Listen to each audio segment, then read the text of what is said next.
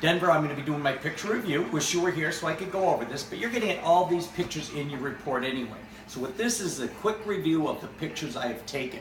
So the first picture I take, which is probably going to be difficult for you to see, is the front of the house. The next picture I take is what I call the health of the house, the ventilation of the attic. We have a ridge vent, and we've got soffit vents. And we get up in the attic, we can see that those are doing their job properly. This is a less than a year old roof, architectural shingles. Design life on architectural shingles are 30 years plus. And also when I was up in the attic, I can see that they removed the old roof because I can see the old nail holes. So you got a brand new roof up there, so that's all good. Going around, we've got a wood enclosed chimney. And there's a little bit of peeling paint that you're gonna see, and I'll be pointing all this stuff out in the pictures. This is just a quick review. You're gonna get all these pictures categorized and you will see them all. So there's a little bit of peeling paint. Roof lines look good. Going through here again, all the shingles look good. This is your plumbing vent pipe on the back, and that's how all your water properly flows into your septic by this ventilation. There is your wellhead in the rear, and again, more pictures of the roof as we're going around. And I always like to take a picture right up in this area. It looks like we've got a little bit of trim that's pulling up. This should lay flat, right up against there. This flashing should lay flat. Again, we're over the roof now. We are at the detached garage. And again, a new roof on that also. We've got gutters coming down that go down to their to underground drainage. Oh yeah. Sorry, the reflection. Okay, yeah. Now, one thing we're not positive of, but you do have a generator transfer switch, and this is definitely a generator hookup, but it's over on the detached garage. So we have to ask the owner if this hookup is actually coming back to the main house to the generator transfer switch. Going around, just a little bit of peeling paint and a little deterioration around the trim on the detached garage. The garage door looks good. Again, a little bit of deterioration around the trim. There's your oil or kerosene fill. Here it's reported kerosene over for the one heater that's in place. And this is a vent for a heater that's not in place in the first floor garage. That one's removed. And there's the vent for the second floor heater, which is upstairs.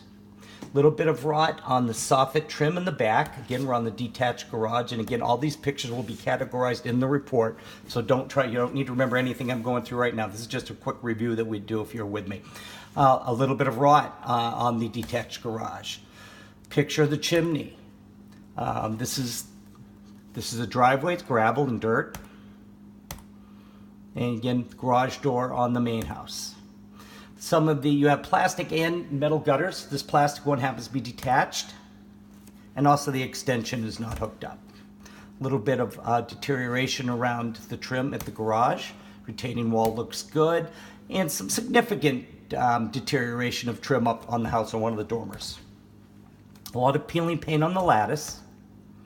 And this should technically have a handrail.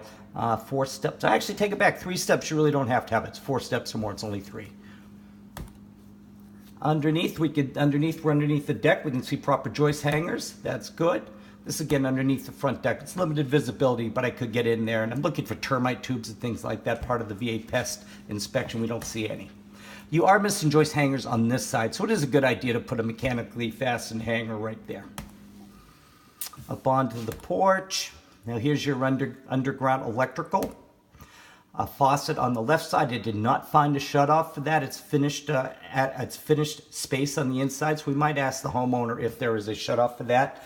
But this is frost-free, so it does not have to have a shutoff. This is your dryer vent termination coming out, your bath fan termination up top, and that's the vent from your boiler. There's your oil fills on the main house, and underneath the back deck we can see we have proper footings. And we can see over here we have joist hangers and we're bolted. And a little bit of deterioration. Now I'm back over inside the detached garage. And we've got a little bit of rot on the door frame going in. This is inside the detached garage. There's the overhead doors that work properly. And you've got safety eyes right here. There's your oil tank or kerosene tank for the detached garage. And everything looks good there. We don't see any staining or any corrosion on it. That is the actual vent hookup for a heater that has been removed in the garage. Up on the second floor space, These are little knee wall areas in the back. And there's your Toyo heater. And again, reported maybe kerosene. That's a serial number on it, and that's all the controls for it right here. It does appear to be on.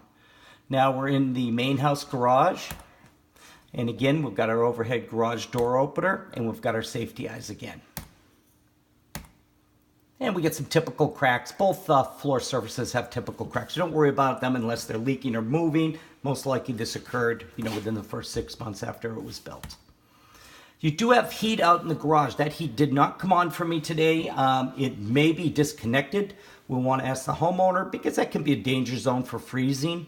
So I would not be surprised if that is disconnected, but it did not turn on with the thermostat that's in the garage.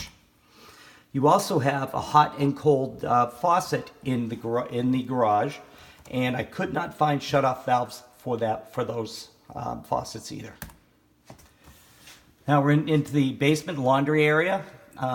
That's your laundry hookup. We always recommend steel hoses, burst-proof hoses, semi-rigid dryer vent. That's exactly what we like to see, and it's a 3-prong plug that you'll need for your dryer. Boiler. 17 years old. This is built in 2000, not 2004. I've got 2004 in here. So this is built in 2000. So this is a 17-year-old well-McLean boiler. Design life on these are 20 to 25 years. It is a very good brand. It's got 3 heating zones, garage, first floor, and second floor. I'm just going through all the pictures of that. That is, there's your oil fill, and there's your oil tank inside the basement.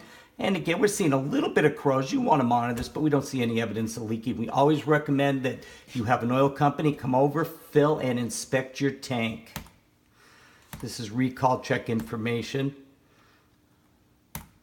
And you'll find all about recall and all the packages that come with the inspection today.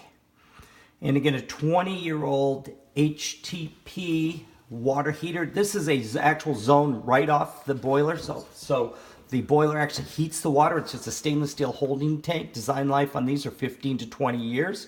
And this is towards the end of its design life. But again, the stainless steel holding tanks working off the boiler. And that's how you adjust the water temperature right in here. It's TPR valve going within 6 inches of the ground. And this just shows me, and actually, this is 20 years. This is a few years older. It's built in 1997. Where the boiler was, so this may have been in a warehouse or something, but it's a couple years older than the boiler itself. This is your water tank. This is your pressure tank, and basically you have a drilled well. That well can be anywhere from 200 to 2,000 feet deep. There's a pump down in the base of that tank that pumps the water up to this pressure tank. This tank tells it when to go on and off. I did run it for 45 minutes when I was here the first day. All these pictures are the first day. When I was here, not the day of the inspection. I did run it 45 minutes that day, and we had good water flow, and the water test will be coming in this afternoon. You'll be getting that with your report tonight. And there's your main shutoff valve. That shuts everything down to the house. This red valve right here. And you also have a laundry sink down there. Got a wood-burning stove. Terminates out into the chimney. It's the only thing that goes through that exterior chimney. This is all recall check information. You'll find all about recall check. And this is a knee wall attic space in the upstairs. Everything looks good there. And that's the one of the bathroom vents going up and out. Just going through that. And that's everything I took the first day. You want to pause.